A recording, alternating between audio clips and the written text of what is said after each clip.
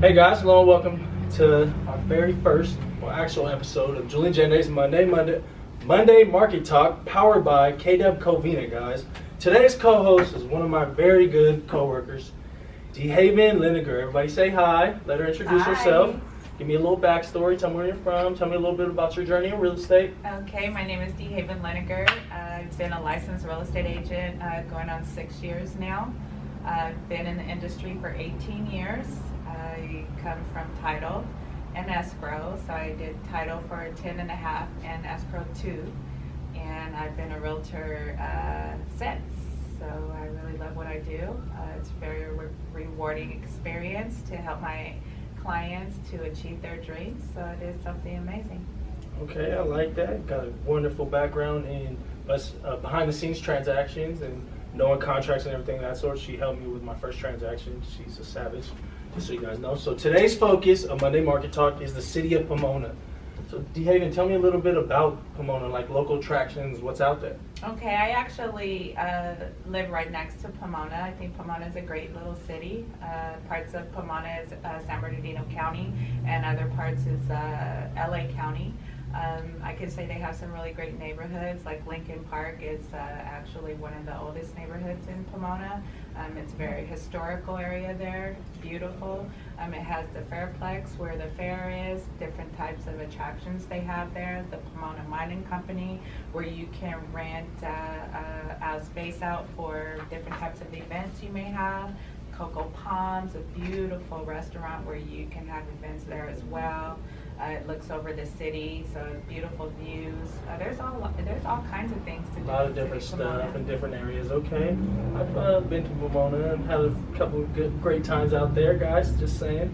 So a couple other fun facts about the city of Pomona. It does have its own police department, guys, which is nice. So you can call them directly instead of going through 911. It doesn't have its own fire department, which is all right. It's part of LA County, and there's 8 stations throughout the city. And as she said, we got a couple of wonderful local attractions you can go to. So some quick market stats, guys. In the last 30 days, the highest price a listing sold for was $705,000, and the lowest was $235,000. And your average was about $420,000 in between those two out of everything. So D, currently I'm looking at the active inventory in the city of Pomona, and out of 161 current active listings, 55 of them have had price correction. So that's about 34% of the average market. Where do you think that's coming from? That could be coming from a number of issues. It could be the prices, the property of the property is overpriced. Normally, sometimes if the client is not educated and they just put a price out there, normally what agents tend to do is they'll go with what the seller would want to go with. However, if you're going to do that, I would actually put in the contract that if they don't get any activity within the first week or 2 weeks, that they would suggest a price reduction be done, because normally houses they don't sell if the price is not right, the condition's not right, or the availability isn't right. So those are the 3 reasons normally why a house would not sell, but typically it is pricing or condition, more or less. Okay. I would think that it would be because they're not getting the activity or not any offers at all. That would That's been causing the price corrections. And then do you think this is potentially a continuing trend based on that information? Oh, absolutely. This is why it's so important to educate the client with what has actually sold in the area, because when you take facts to your client, sometimes you can present facts, but it can either they could take it or they cannot. It just depends on your seller and actually if they really want to sell or not. So that's what it's okay. And then one last quick question about that. What do you feel about the market? I mean, is this a market for opportunity? Is it time to pull back? It is market. It is a market for opportunity because there's a lot of options that you have. See, people tend to think that now when you purchase a home that you have to have seasoned money, and you don't have to have seasoned money anymore like you did 10 years ago before the crash. Also, you can borrow money from as a gift from family or friends. You can take money out for your down payment out of your 401k.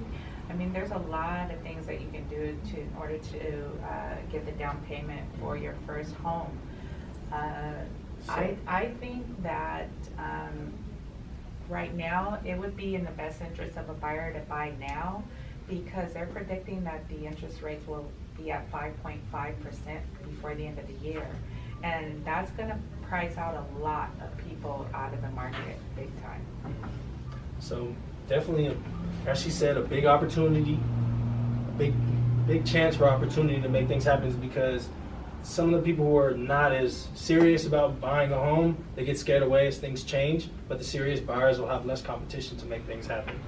And quickly, before we tie it all up and I say my goodbyes and you say goodbye, what's something that happened during a transaction that occurred and that you corrected for your client to make sure the transaction went smoothly and didn't blow up, and your client was like, oh, this is the first time it's happened to me, it's never happened to anybody else?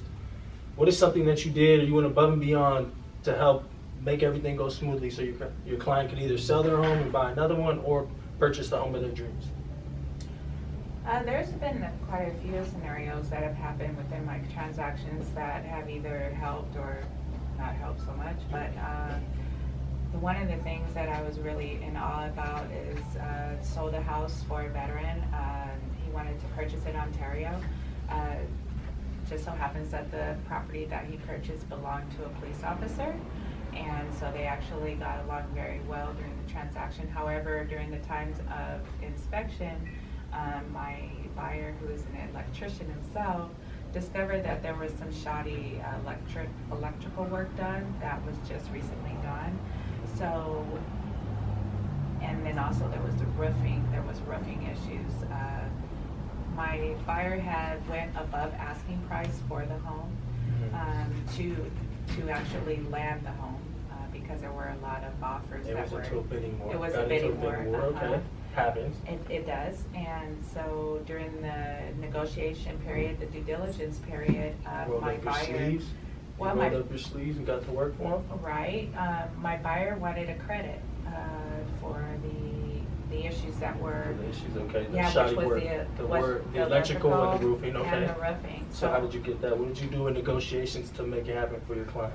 So what I did for my client is I got 2 different estimates from a roofer that we found together.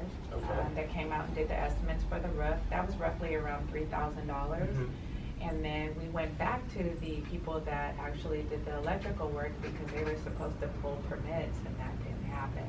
So I actually had the conversation with them and wanted to see how we could rectify the situation, because it was something that needed to be done moving forward, because the concern for my client is electrical fire or something that to that nature, and he had 2 little boys. And being a professional in the industry, he already knows, like, oh, that's not good work, so I need to correct it. Right. So okay. he knew that it was going to need to be corrected, and it wasn't cheap either. It was going to cost him about $4,000, $4,000 or $5,000 to be done. So that's about $8,000 in work that he needed to, or he wanted to ask the seller to do. Well, so I never in my, I've asked for $10,000 seller credit, but never normally have gotten it from my buyer. But in this case, we were able to get $8,000. It took a couple of days, but I let the agent know that if we don't give him what he wants, he's probably going to back out, which he was going to, definitely. He was going to back out. But they ended up working with him. He got the $8,000 credit. He's in his home. He loves his home. And he's a happy buyer. Okay, so that was a great little story. I mean, definitely, guys, if you got a wonderful realtor in your corner working for you, the transaction can always go through. And if not, there's always a way out depending on your realtor, because, yeah, there's always a way out. Just fun fact. But I'm glad you guys enjoyed it. I hope you guys loved it. D. Haven, thank you for coming and tuning in. I'm glad you're relaxed and chilling now. And stay tuned next week, guys, as I bring you Jackie Andrade. She's a savage, a young go-getter like myself.